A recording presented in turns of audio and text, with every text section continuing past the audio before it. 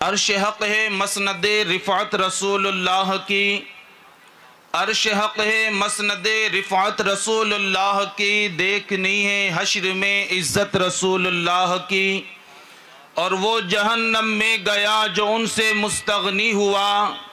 وہ جہنم میں گیا جو ان سے مستغنی ہوا، ہے خلیل اللہ کو حاجت رسول اللہ کی، ہے خلیل اللہ کو حاجت رسول اللہ کی۔ معزز سامعین، آج کی یہ مبارک اور متبرک محفل جس میں ہم اور آپ شرکت کی سعادتیں حاصل کر رہے ہیں، دارالعلوم مسکینیہ کو 100 سال پورے ہوئے، جشن 100 سالہ میں ہم اور آپ شرکت کی سعادتیں حاصل کر رہے ہیں۔ میں اللہ رب العزت کے حضور دعا گو ہوں، اللہ تعالی ہم سب کی حاضری کو اپنی بارگاہ میں قبول فرمائے، اور اللہ رب العزت ہمیں بار بار حرمین طیبین کی حاضری نصیب فرمائے۔ معزز سامعین ذوی الاحترام، آج اس پنڈال میں جو رونقیں اور جو قمقموں سے یہ میدان جو سجایا گیا ہے، حقیقت یہ ہے کہ یہ ساری محنتیں اور کاوشیں حضور استاذ العلماء حضرت علامہ غلام غوث علوی الہاشمی مدد اللہ العالی والنورانی کی ہے۔ آپ نے اپنی زندگی کے کم و بیش 50 سال اس سرزمین کو دیکھ کر کے آپ نے اس سرزمین کو شاد و آداب فرما دیا ہے، شاد و آباد فرما دیا ہے۔ بلکہ کیفیت یہ تھی کہ جس وقت حضور والا نے یہاں قیام فرمایا، اس وقت مساجد کے ائمہ کی کیفیت یہ تھی، مسجدوں کے امام کا حال یہ تھا، جو قوم کے رہبر اور قوم کے رہنما کہے جاتے ہیں، جو قوم کی امامت پر جو فائز کیے جاتے ہیں، ان ائمہ کا حال یہ تھا کہ وہ قرآن مقدس تو پڑھتے تھے، لیکن نہ انہیں ترتیل کا پتہ تھا، نہ تجوید کا پتہ تھا، بلکہ کیفیت یہ تھی کہ قرآن مقدس کو بھی گجراتی کے اندر پڑھ کر کے لوگ امامت کرتے تھے۔ ایسے عالم میں حضور والا نے یہاں قدم رکھا، اور پھر کیفیت یہ ہوئی، آج 50 سال گزر گئے، الحمدللہ آپ کے پڑھائے ہوئے دینی خدمات میں اس قدر مصروف ہیں کہ سرزمین ہند ہو یا بیرون ملک ہو، ہر جگہ دین و سنیت کا کام کر رہے ہیں، اور مذہب اسلام کی ترویج و اشاعت کے اندر اپنی زندگی کو لگائے ہوئے ہیں۔ عزیزان ملت اسلامیہ، بس میں اتنا کہہ کر کے اصل عنوان کی طرف آ جاؤں۔ اللہ نے جو دنیا میں حضور والا کو جو عزت عطا فرمائی ہے، وہ تو فرمائی ہے، انشاءاللہ اصل عزت کا پتہ تو قیامت میں چلے گا، جب میرا مولا ہمارے استاذ کے سروں پر عزت کا زرعی تاج سجائے گا، اس وقت پتہ چلے گا۔ تو ہمیں اور آپ کو اپنی قسمت پر ناز کرنا چاہیے کہ حضور والا جیسی شخصیت ہمارے اور آپ کے درمیان رہی، اور آپ نے اپنی زندگی کا بیشتر حصہ ہمارے اور آپ کے درمیان گزارا۔ اللہ تعالیٰ حضور والا کو صحت اور عافیت کے ساتھ لمبی عمر عطا فرمائے، اور اللہ تبارک و تعالیٰ آپ کا سایہ ہم پر دراز سے دراز تر فرمائے۔ معزز سامعین ذوی الاحترام، خطبہ مسنونہ کے بعد قرآن مقدس کے جس حصے کی تلاوت کرنے کا میں نے شرف حاصل کیا ہے، اس میں میرا اللہ ارشاد فرماتا ہے، وَمَا أَصَابَكُم مِّن مُّصِيبَةٍ فَبِمَا كَسَبَتْ أَيْدِيكُمْ، یعنی جو بھی مصیبتیں تمہیں پہنچتی ہے وہ تمہارے ہاتھوں کی کمائی ہے۔ معزز سامعین ذوی الاحترام، شرق سے لے کر کے غرب تک اور شمال سے لے کر کے جنوب تک زندگی گزارنے والے انسانوں کی زندگی کا آپ مطالعہ کریں تو آپ کو پتہ چلے گا، ہر بندہ پریشانی کی شکایت کرتا ہے، ہر بندہ اپنے مصائب اور آلام کا تذکرہ لوگوں کے سامنے کرتا ہے۔ ہر مسلمان کی کیفیت یہ ہے کہ اپنے دکھوں کا اظہار دوسروں کے سامنے کرتا ہے، لیکن میں آپ کو بتانا چاہتا ہوں، ہم اپنے دکھوں کا تذکرہ تو کرتے ہیں، ہم اپنی تکلیفوں کا اظہار تو کرتے ہیں، ہم اپنے مصائب اور آلام کے حوالے سے گفتگو تو کرتے ہیں، لیکن ہمیں اتنی سمجھ نہیں ہوتی کہ ہم اس طرف اپنی توجہ کو مبذول کرائیں کہ آخر یہ پریشانیاں آتی کہاں سے ہیں، آخر یہ مصائب اور آلام آتے کہاں سے ہیں، آخر یہ پریشانیوں کے بادل ہمارے سروں پر منڈلاتے کیوں ہیں۔ تو یاد رکھیں، اس وقت جو پریشانیاں ہمارے سروں پر منڈلا رہی ہے اور مصیبتیں ہمارے دروازوں پر دستک دے رہی ہے، سب سے بڑی وجہ سوچتے ہیں کہ ہم نے گناہ اتنے کر لیے ہیں, اللہ کی نافرمانی اتنی کر لی ہے, اللہ کے قائم کردہ حدود کو ہم نے توڑ دیا, جس کا نتیجہ یہ ہوا کہ آج پریشانیوں کے اندر ہم مبتلا کیے گئے ہیں,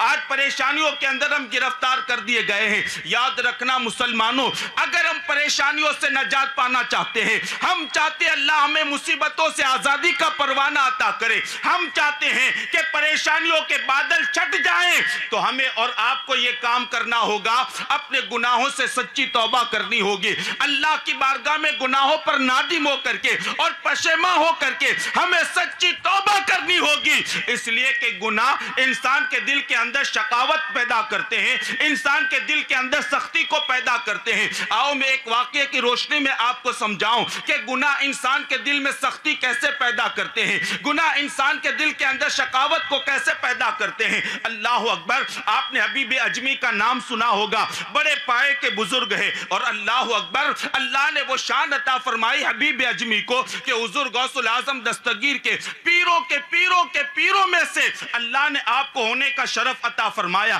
لیکن اللہ اکبر, ان کی زندگی کا مطالعہ کرو تو پتا چلے گا ابھی اپنے گناہوں سے توبہ نہیں کی ہے, ابھی اپنے گناہوں پر پشیماں نہیں ہوئے ہیں, ابھی ندامت کے آنسو بہا کر کے اللہ کے قرب کی دولت سے مالا مال نہیں ہوئے ہیں. اس سے پہلے کی زندگی کا آپ مطالعہ کریں. حبیب اجمی کے حوالے سے سیرت نگار لکھتے ہیں کہ اللہ اکبر, گناہوں میں اس قدر ڈوبے ہوئے تھے کہ سود کا کاروبار کرتے تھے, سود کے کاروبار کے اندر مگن تھے, اور بڑے پیمانے پر سودی کاروبار آپ کا چل رہا تھا. اللہ اکبر, اور پھر کیفیت یہ ہوئی کہ جس بندے کے یہاں بھی آپ وصولی کرنے کے لیے جاتے تو اس سے بڑی سختی کے ساتھ وصولی کرتے, اس سے بڑی سختی کے ساتھ مال کی وصولی کیا کرتے تھے. سیرت نگار لکھتے ہیں ایک مرتبہ آپ وصولی کرنے کے لیے ایک قرض دار کے گھر پر پہنچتے ہیں, ایک جس سے قرض دیا تھا آپ اس کے گھر پر پہنچتے ہیں, اور پہنچنے کے بعد دروازے پر دستک دیتے ہیں. اندر سے آواز آتی ہے, کون؟ حبیب اجمی نے اپنا نام بتایا. جیسے ہی اندر سے آواز سنی کہ حبیب اجمی آ گئے ہیں, اللہ اکبر, مرد تو کوئی تھا نہیں اس گھر کے اندر, ایک عورت تھی. حبیب کا نام سنا وجود پر کپکپی طاری ہو گئی, حبیب اجمی کا نام سنا وجود پر لرزہ طاری ہو گیا. اللہ اکبر, اندر سے کہنے لگی حبیب معاف کر دے, اس وقت میرا شوہر میرے گھر پر موجود نہیں ہے, اس وقت میرا خاوند میرے گھر میں نہیں ہے, کل آ جانا, تیری رقم تجھے سود کے ساتھ واپس کر دی جائے گی, لیکن آج تو مجھے معاف کر دے. لیکن اللہ اکبر, حبیب اجمی تے ٹلنے کا نام نہیں. آپ نے فرمایا دروازہ کھول, اس نے دروازہ کھولا, آپ اندر تشریف لے گئے, اور لے جانے کے بعد کہا لا میرے پیسے دے دے, سود کے ساتھ پیسے واپس کر. اس نے کہا حضور اس وقت ہمارے گھر میں کچھ بھی نہیں ہے, ہاں چولہے پر ایک ہنڈیا چڑھائی ہے, اور اس میں جو ہے کچھ شانے بکری کے جو تھوڑے آئے تھے کہیں سے, میں نے بچوں کے لیے پکانے کے لیے رکھ دیا ہے, آپ مجھے معاف کریں. کئی دن ہو گئے بچوں نے کھانا بھی نہیں کھایا, کئی دن ہو گئے بچے بھوک سے بلک رہے ہیں, مجھے آپ معاف کر دیں, اور میرے بچوں کا بلکنا اور رونا مجھ سے دیکھا نہیں جاتا ہے, آپ کل آنا, آپ کا پیسہ دے دیا جائے گا. لیکن اللہ اکبر, حبیب اجمی نے کہا میں واپس جانے والا نہیں. اسی ہنڈیا کو اتارا چولہے سے, اور اتار کر کے اپنے گھر پر لے گئے, اور لے جا کر کے اپنی بیوی کو دیا, اور دینے کے بعد کہا میری شریک حیات, اس کو تو اچھے طریقے سے پکانا, اس کو اچھے طریقے سے پکانا تاکہ ہم مل کر کے کھانا کھائیں گے. المختصر یہ اس ہنڈیا کو جو ہے چولہے پر چڑھایا گیا, اور چڑھانے کے بعد جب کھانا تیار ہو گیا, دسترخوان بچھ گیا, اور دسترخوان جیسے ہی بچھا اس پر حبیب اجمی کے لیے کھانا سجایا گیا. حبیب اجمی آئے, اور آنے کے بعد دسترخوان پر بیٹھے, ابھی روٹی کا ٹکڑا توڑ کر کے منہ میں ڈالنا ہی چاہتے تھے, دروازے پر دستک ہوتی ہے. میں ایک فقیر انسان ہوں, کئی دن ہو گئے بھوکا ہوں, اللہ کے واسطے مجھے کھانا دے دو تاکہ میری بھوک مٹ جائے, مجھے سکون کی دولت نصیب ہو جائے. حبیب اجمی نے جیسے ہی سنا, اندر سے کہتے او فقیر جا, چلا جا, اس لیے کہ اگر میں تجھے دے دوں گا تو تجھے دینے کی وجہ سے آج کا کھانا مجھے نہیں ملے گا, اور اگر تجھے دے دیا تو اس کھانے کے ملنے سے تم مالدار نہیں ہو جائے گا. جا کوئی اور گھر تلاش کر اور کسی اور دروازے پر دستک دے, میرے گھر سے کھانا تجھے نہیں ملنے والا. اللہ, وہ فقیر مایوس ہو کر کے چلا گیا. حبیب اجمی کی بیوی نے ان کے لیے ہنڈیا کو کھولا, اور جیسے ہی ہنڈیا سے گوشت نکالا, حبیب اجمی حیرت کے اندر تھے, ادھر گوشت کو نکالنا تھا, حبیب اجمی دیکھتے ہیں کہ وہ سارا گوشت خون کے اندر تبدیل ہو گیا ہے, وہ سارا گوشت خون میں بدل گیا گیا ہے۔ اللہ اکبر۔ اس وقت حبیب اجمی کو احساس ہوا میرا رب مجھ سے ناراض ہو گیا ہے، میرا رب مجھ سے خفا ہو گیا ہے، میں نے رب کی نافرمانی کر لی ہے، اب مجھے پلٹ آنا چاہیے اور اللہ کے حضور مجھے سچی توبہ کر لینی چاہیے، رب کے حضور ندامت کے آنسو بہا لینے چاہیے۔ اللہ اکبر۔ یہ احساس ہوا اور جیسے ہی احساس ہوا فوراً گھر سے نکلے اور نکل کر کے امام حسن بصری کی درسگاہ کی طرف آپ چلنے لگے۔ اور حیرت کی بات یہ تھی جیسے ہی گھر سے نکلے حسن بصری کی درسگاہ کی طرف جا رہے تھے، راستے میں دیکھا کچھ بچے کھیل رہے تھے، حبیب اجمی کو آتا ہوا دیکھا۔ جب بہت قریب آ گئے نا تو بچوں نے آپس میں کہنا شروع کر دیا، اے بچوں ہٹ جاؤ ہٹ جاؤ، حبیب سود کھور آ رہا ہے، کہیں ایسا نہ ہو کہ اس کے پیروں سے اڑنے والی گرد ہمارے وجود پر پڑ جائے اور اللہ کے غضب کا شکار ہم نہ ہو جائیں، کہیں اللہ کا عذاب نازل نہ ہو جائے، جلدی سے ہٹ جاؤ اور حبیب کے لیے راستہ خالی کر دو۔ اللہ اکبر۔ حبیب کے دل پر یہ جملے تیر بن کر کے پیوست ہو گئے اور دل ہی دل میں کہتے ہیں ہائے یہ کیا ہو گیا، میں اتنا بڑا مجرم ہو گیا، میں اتنا بڑا پاپی ہو گیا کہ بچے بھی میرے سائے سے پناہ مانگتے ہیں، بچے بھی میرے پیروں سے اڑنے والی گرد سے پناہ طلب کرتے ہیں۔ گئے امام حسن بصری کی بارگاہ میں اور جا کر کے سچی توبہ کر لی اور سچی توبہ کرنے کے بعد پلٹتے ہیں اور جیسے ہی پلٹ کر کے ان بچوں کے قریب پہنچے جو کھیل کے اندر مشغول تھے اور حبیب اجمی کو دیکھ کر کے انہوں نے جو ہے کھیلنا بند کر دیا تھا، اب پلٹ کر کے جب آئے حبیب اجمی سچی توبہ کر کے آئے ہیں، ندامت کے آنسو بہا کر کے آئے ہیں، اپنے گناہوں پر پشیماں ہو کر کے آئے ہیں۔ اللہ اکبر۔ اب جب بچوں کے قریب پہنچے بچوں نے کہا بچوں